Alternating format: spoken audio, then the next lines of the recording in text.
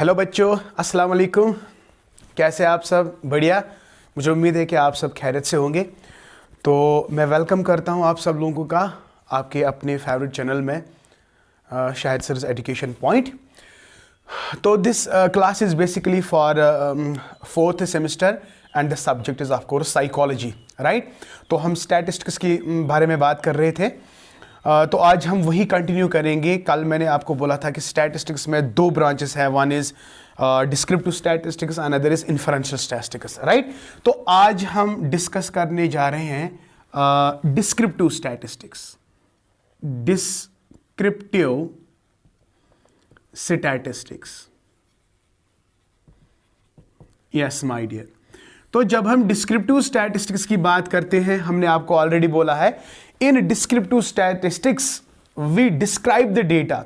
First of all हम इसमें क्या करते हैं, हम पहले डेटा को बेटा कलेक्ट करते हैं। हो गया एक चीज, दैट इज कलेक्शन।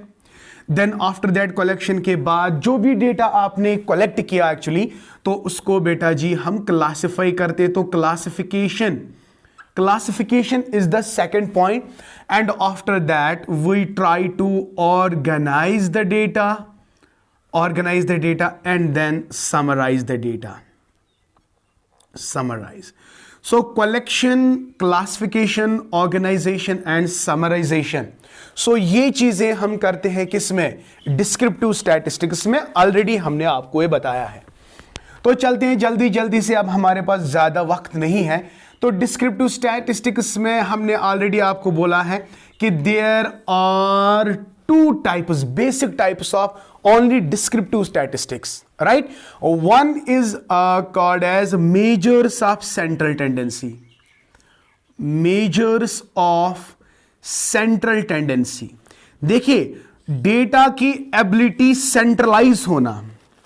हम एक कॉन्सेप्ट पढ़ेंगे बेटा नॉर्मल प्रोबेबिलिटी कर्व का हम कॉन्सेप्ट पढ़ेंगे। तो ये वाला जो पोर्शन है, जो पाइल अप स्कोर हो रहा है, पाइल अप स्कोर यानी इस स्कोर की एबिलिटी है कि ये सेंट्रलाइज हो जाता है। तो इसी सेंट्रल फिगर को हम कहते हैं, अगर हम इसे अब मेजर करना होगा, वो स्कोर जो सेंट्रलाइज हुआ है यहां पे, इसको अगर हम मेजर करेंगे तो that is called measures of central tendency. I hope बेटा it is clear to you. अब जो सेंट्रलाइज के बाद जो स्कोर यहां पे ये बिखर गया, यानी स्कैटर हो गया, यानी ये इससे वेरी हो रहा है, variable. Are you getting my point? तो कितना स्कोर अब ये वेरी हो रहा है, ये वाला पोर्शन है ना। जब आप किसी चीज को पाइल अप करते हो तो मैक्सिमम स्कोर आपके सेंट्रल फिगर में आता है। जो सेंट्रल फिगर में आपका स्कोर आता है, अगर हम उसको मेजर करेंगे तो वो कैसे मेजर करेंगे? हमारे पास एक मेथड है, that's called measures of central tendency. और जो बाकी जो स्कोर बच जाता है, यानी जो बिखर जाता है, समझ आया?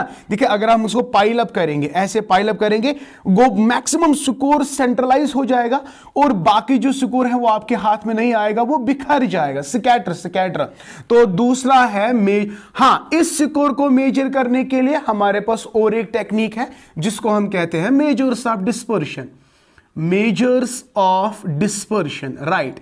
So measures of dispersion also we can write variability, कल ही मैंने आपको बताया था, and also called as score of scatterness. So scattered score, तो ये बेसिकली कॉन्सेप्ट है डिस्क्रिप्टिव स्टैटिस्टिक्स का, जिसमें हम मेजर्स ऑफ सेंट्रल टेंडेंसी पढ़ेंगे और मेजर्स ऑफ डिस्पर्शन पढ़ेंगे। आई होप बेटा ये कॉन्सेप्ट आपको क्लियर समझ में आ गया होगा। ओके, तो चलते हैं बेटा। आज हमारा जो डिस्कशन रहेगा, सिंपली डिस्कशन रहेगा मेजर्स ऑफ सेंट्रल टेंडेंसी पे। यहां पे एक बात आपका ख्याल रहे, यहां पे हमें कैलकुलेशन नहीं दिखाने हैं। हाँ, कैलकुलेशन में दिखाऊंगा, लेकिन थोड़ा सिंपल, जिसको खाली 1 मिनट या 2 मिनट लग सकते हैं। लंबी कैलकुलेशन तो हम यहां पे नहीं करेंगे और ना ही वो आपके एग्जाम में आएंगे। फॉर्मूला जरूर आ सकती है लंबी कैलकुलेशन की, लेकिन कैलकुलेशन पार्ट आपको वहां पे नहीं आएगा। हम दिखाएंगे बेटा हम क्या करेंगे। देखिए, तो ये था डिस्क्रिप्टिव स्टैटिस्टिक्स में। अब हम चलते हैं बेटा measures of central tendency. Measures of central tendency. देखिए पहला ही क्वेश्चन जो होगा वहां पे आपको डेफिनेशन इस दी जाएगी, what do you mean by measure सब सेंट्रल टेंडेंसी का मतलब क्या है। यानी अगर आपका स्कोर पाइल अप करने के बाद सेंट्रलाइज हो जाता है, उस स्कोर को हम कहते हैं सेंट्रल टेंडेंसी। यानी tendency of a score to get centralized, tendency of a score to get centralized, when you measure that's called measures of central tendency, right? So basically we have 3 measures of central tendency. कल जाके इसमें question आ सकता है बेटा, इसलिए please and please इनको याद रखेंगे। 1 is बेटा मीन, तो सिंपल है, mean is the measures of central tendency, ये आ सकता है। नंबर 2 इज बेटा median, so median is also the measure of central tendency, right? And then we have mode, mode is also the measures of central tendency, और इनको generally हम कहते हैं एवरेज, इनको हम कहते हैं first order average, first order average. तो जो डिस्पर्शन है that is called second order average, right? तो ये मेजर्स ऑफ सेंट्रल टेंडेंसी को हम कहते हैं फर्स्ट ऑर्डर एवरेजेस भी हो सकता है, ये क्वेश्चन आ सकता है बेटा। तो जब हम मीन की बात करते हैं, कल मैंने आपको बताया है, it is denoted by X bar, it is denoted by M and this is denoted by Z. Clear? Okay. इसको बेटा कहते हैं मैथमेटिकल एवरेज, मैथमेटिकल एवरेज कहते हैं इसको, हो गया एक पॉइंट। इसको कहते हैं बेटा पोजिशनल एवरेज, हो गए 2। And mode is called location, mode is called location, 1000 बार क्वेश्चन आया है एंट्रेंस, पीजी एंट्रेंस में। Location, mode, position, median, mathematical mean. Okay, number 3rd point, that ये फर्स्ट पॉइंट है, second point and third point. Mean जो है सबसे ज्यादा पॉपुलर है, most popular method, most popular और popular and most stable, yes, and reliable, जिसपे हम भरोसा करते हैं। सबसे ज्यादा इस्तेमाल, सबसे ज्यादा स्टेबल, सबसे ज्यादा रिलायबल, सबसे ज्यादा popular, that is mean, that is mean. Okay, तो ये बहुत इंपॉर्टेंट, बहुत बार क्वेश्चन आया है। Okay, number 2, mean can not be calculated graphically, yes, can not be calculated graphically, ये पॉइंट इंपॉर्टेंट है, can not be calculated graphically. अब देखिए यहां से जितना मोड है, जितना मीन इंपॉर्टेंट है ना, उतना मीडियन और मोड इंपॉर्टेंट नहीं है, क्योंकि सबसे ज्यादा जब हम रिसर्च की बात करेंगे ना बेटा, साइकोलॉजी में या एजुकेशन में या कहीं भी किसी भी सोशल साइंस की बात करते हैं, रिसर्च की बात हम करते हैं, हम ज्यादातर मीन का इस्तेमाल करते हैं, that is why it is most stable. हम मीडियन और मोड का ज्यादातर इस्तेमाल नहीं कर सकते हैं, नहीं करते हैं। हाँ, मीन जो है it gets affected by extreme scores, it gets affected by extreme scores, ये हम लेटर ऑन आपको समझ आएगा। ये इफेक्ट नहीं होता है, ये भी इफेक्ट एक्सट्रीम स्कोर से नहीं होता है, ये हम बाद में पढ़ेंगे। फिलहाल आप इतने मोटे मोटे पॉइंट्स को बेटा समझने की कोशिश करो, ये सबसे ज्यादा इंपॉर्टेंट है, ये और ये उतने ज्यादा इंपॉर्टेंट नहीं है, राइट? तो यहां पे it is positional average, right? Can be calculated, can be calculated graphically, can be calculated graphically, ये भी हम ग्राफिकली कैलकुलेट कर सकते हैं। और जो मोड है ना, it is most frequently occurring phenomena, most frequently occurring, most frequently occurring measures of central tendency, यानी एक ऐसा स्कोर जो बार बार रिपीट हो रहा हो। Don't get confused, most popular, most popular का मतलब है सबसे ज्यादा इंपॉर्टेंट, मोस्ट फ्रीक्वेंटली ऑकरिंग का मतलब है अगर एक स्कोर 2 से ज्यादा कई बार रिपीट हुआ है, रिपीटिशन फ्रीक्वेंटली ऑकरिंग फिगर को हम कहते हैं मोड। तो ये इतने पॉइंट्स आपको बेटा याद रखने ही रखने हैं। तो इसमें से 1, 2, 3 क्वेश्चंस आ सकते हैं। ये मीडियन इज लोकेशन, तो याद रखना है। अब अलग अलग करके हम इनको मतलब फार्मूलाज की थ्रू एक्सप्लेन करेंगे। यानी मीन को कैलकुलेट करने के लिए कौन सी फार्मूला, मीडियन को कैलकुलेट करने के लिए कौन सी फार्मूला और मोड को कैलकुलेट करने के लिए कौन सी फार्मूला हमें लगती है। तो just stay with your Shahid sir. तो दीज पॉइंट्स आर क्लियर। तो इसमें कल जाके 3 क्वेश्चन आने वाले हैं, इसलिए please and please note it down and try to remember all these things. Okay, now ये था थोड़ा बहुत इंट्रोडक्शन था मीन, मीडियन और मोड के रिलेटेड। अब चलते हैं बेटा मीन पे। अब जितने भी 3 पॉइंट्स मैंने डिस्कस किए वो यहां पे हम डिस्कस नहीं करेंगे, सिंपली हम आपको कैलकुलेशन दिखाएंगे। मीन को कैलकुलेट करने से पहले आपको 3 सीरीज को जानना बहुत जरूरी है। हमारे पास जब भी हम स्टैटिस्टिक्स की बात करते हैं ना, तो हमारे जहन में 3 सीरीज आते हैं। 1 इज इंडिविजुअल सीरीज, यानी रफ स्कोर अगर आपको दिया होगा ungrouped data, right. Another is discrete series and third is continuous series. This is very important. Simply से हम आपको समझाएंगे। Individual series is ungrouped data, यानी the data is not grouped and the individual series में कोई frequency distribution नहीं होती है। सपोज हमारे पास स्कोर है 10, 20, 30 और 40, मैं ऐसे ही समझाऊंगा। ये एक्स स्कोर दिया गया है, this is, it doesn't have any frequency distribution, तो it is individual score, it is individual score. अब देखिए मैं यही इंडिविजुअल स्कोर लाता हूं यहां पे 10, 20, 30, 40, लेकिन बेटा और एक कॉलम में ऐड कर रहा हूं, दैट इज फ्रीक्वेंसी डिस्ट्रीब्यूशन 1, 2, 3, 4। इसमें और इसमें फर्क क्या है सर? इसमें खाली स्कोर था, फ्रीक्वेंसी डिस्ट्रीब्यूशन नहीं थी। तो अगर ऐसा स्कोर है सर, हम इसको क्या कहेंगे? Individual series. अगर मेरे पास इंडिविजुअल सीरीज भी है और along with the frequency distribution है, तो sir it is called what? It is discrete series, right. अब देखिए बेटा, अगर मेरे पास क्लासेस है, क्लासेस में 0 to 10, 10 to 20, 20 to 30, ऐसे ही। देखिए इसमें क्या फर्क है? ये यहां पे इंडिविजुअल स्कोर था, लेकिन यहां पे एक क्लास है। एक क्लास में 2 एंड्स होते हैं, lower limit, upper limit, lower limit, upper limit, lower limit, upper limit. समझ आ रहा है ना? तो एक तो क्लास है, यानी दिस इज क्लास, और इसकी फ्रीक्वेंसी डिस्ट्रीब्यूशन है लाइक 1, 2 एंड 3। तो आपको क्लियरली अब समझ आ गया होगा कि इंडिविजुअल स्कोर में खाली इंडिविजुअल है, no frequency distribution is there. Discrete series में बेटा you have this individual score but along with the frequency, right my dear. And another you have a class, in every class, हर किसी class में 2 intervals होते हैं, sorry 2 ends होते हैं। One is the lower end, another is upper end, और along with the frequency distribution. I hope बेटा this is clear, this is clear. Okay, continuous. अब डिस्क्रीट वेरिएबल में, आप डिस्क्रीट सीरीज में आपको डिस्क्रीट वेरिएबल है।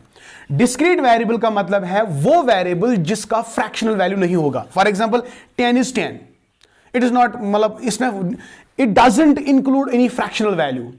लेकिन इसमें कंटिन्यूअस वेरिएबल होता है, इसमें डिसकंटिन्यूअस वेरिएबल्स होते हैं, डिसकंटिन्यूअस, यानी अगर ये 10 है तो it is 10, it doesn't have any fractional value, it doesn't have any fractional value, right?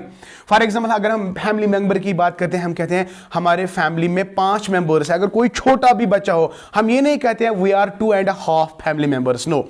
तो family is the example of discrete variable, क्योंकि वहां पे कोई भी बंदा फ्रैक्शंस में नहीं होता है, राइट। तो यहां पे अगर आप देख सकते हैं ना 0 to 10, इसमें 0 भी आ सकता है, 1, 1.2, 1, यानी any fractional value can be included in what? Continuous series. तो कंटिन्यूअस सीरीज में कंटिन्यूअस वेरिएबल होता है, discontinuous series, sorry discrete series में डिसकंटिन्यूअस वेरिएबल होता है और फ्रैक्शन लेस वेरिएबल होता है। आई होप बेटा आपको ये समझ आ गया। ओके, देखिए बेटा, अब मैं यहां पे और एक सीरीज लिखता हूं, यहां पे और एक सीरीज लिखा, मैं लिखूंगा 0 to 9, 10 to 19, 20 to 29। तो फिलहाल ऐसे ही 1, 2, 3। अब ये भी कंटिन्यूअस है, ये भी कंटिन्यूअस है। कंटिन्यूअस क्यों है? इसके भी क्लासेस हैं, इसके भी क्लासेस हैं, इसकी भी फ्रीक्वेंसी है, इसकी भी फ्रीक्वेंसी है। अब इस और इसमें फर्क क्या है? देखिए, जो अपर लिमिट पहले क्लास का है वो दूसरे क्लास का लोअर लिमिट है, तो ये कोइंसाइड होते हैं। यहां पे भी देखो कोइंसाइड हो रहा है कि नहीं हो रहा है? अगर पहले क्लास का अपर लिमिट कोइंसाइड कर रहा है सेकंड क्लास के लोअर लिमिट से, तो बेटा it is called as exclusive series. It's called what? Exclusive series. तो यहां पे आप देख सकते हैं अपर लिमिट 9 है लेकिन लोअर लिमिट 10 है। क्या ये कोइंसाइड हो रहा है? बिल्कुल भी नहीं हो रहा है। तो अगर नहीं हो रहा है तो this is called inclusive series. It is called inclusive series. It is called inclusive series. I hope बेटा this is clear to you. तो जब भी आपको चाहे डिस्क्रिप्टिव स्टैटिस्टिक्स के साथ डील करना होगा तो आपको पहले सीरीज को समझना है। सीरीज में आपका इंडिविजुअल सीरीज है, डिस्क्रीट सीरीज है और कंटिन्यूअस सीरीज है। आई होप बेटा this is clear to you now. अब आपको अच्छे से समझ आएगा कि अगर कोई भी क्वेश्चन आएगा इंडिविजुअल पे, डिस्क्रीट पे और कंटिन्यूअस पे, एग्जाम में आपका क्या क्वेश्चन आ सकता है, इंडिविजुअल सीरीज का स्कोर दिया गया होगा तो उसी का आपने मीन निकालना होगा। बाकी ये वाला और ये वाला बिल्कुल भी नहीं आएगा। हाँ, फार्मूलाज याद रखने। Shall I wrap it? Okay okay okay my dear. So I hope बेटा you are enjoying the class and आपको अच्छे से समझ आ रहा है। तो मीन का जो देखिए, अगर आपके पास स्कोर दिया गया है x, अब ये खाली x है, x बाहर नहीं है बेटा, x है। x आपको दिया गया है 10, 20,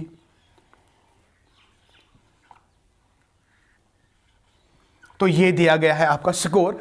तो आपको कहा जाता है कि calculate the mean from the following score.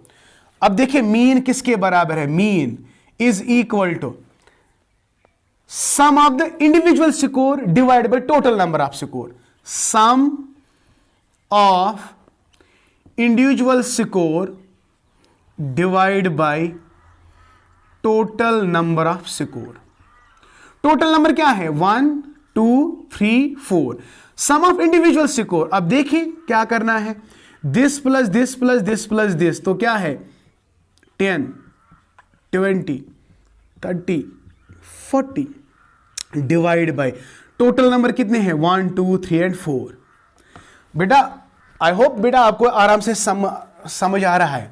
तो फार्मूला क्या है? X bar is equal to summation of x, यानी इनका सम करना है divide by total number that is n. This is formula, this is formula. ये क्या है? Sum of individual score, sum of individual score divide by n, total number of score. तो इसको हम ऐसे भी लिख सकते हैं, sum of individual score divide by total number of score. हो गया। तो अब अगर हम इसको सम करेंगे तो ये 100 divide by 4, so that is 25। तो what is the mean of the score? Sir mean is 25। Very simple. तो इसी तरह आपको मतलब इसको 1 मिनट भी नहीं लगेगा।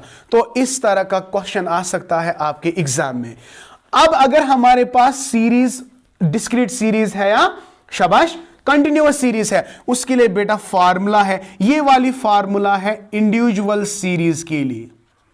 अगर अब आपके पास मतलब डिस्क्रीट सीरीज है या कंटिन्यूअस सीरीज है, इसके लिए आपकी फार्मूला है summation of F X divide by N. बेटा प्लीज रिमेंबर दिस, ये फॉर्मूला आ सकता है लेकिन कैलकुलेशन बिल्कुल भी नहीं आ सकता। It will take more than 2 minutes और 3 मिनट्स। तो ये वाली फॉर्मूला किसके लिए है? डिस्क्रीट सीरीज के लिए और कंटिन्यूअस सीरीज के लिए। आई होप बेटा मीन आपको अच्छे से समझ आ गया। तो इंशाल्लाह कल हम मीडियन और मोड के भी फार्मूलाज आपके सामने रखते हैं और सिंपल सिंपल कैलकुलेशन भी आपको सिखाते जाएंगे। Thank you, may Allah bless you and keep always learning and please do subscribe to my channel and share my videos as much as possible. Okay, may Allah bless you and keep always learning.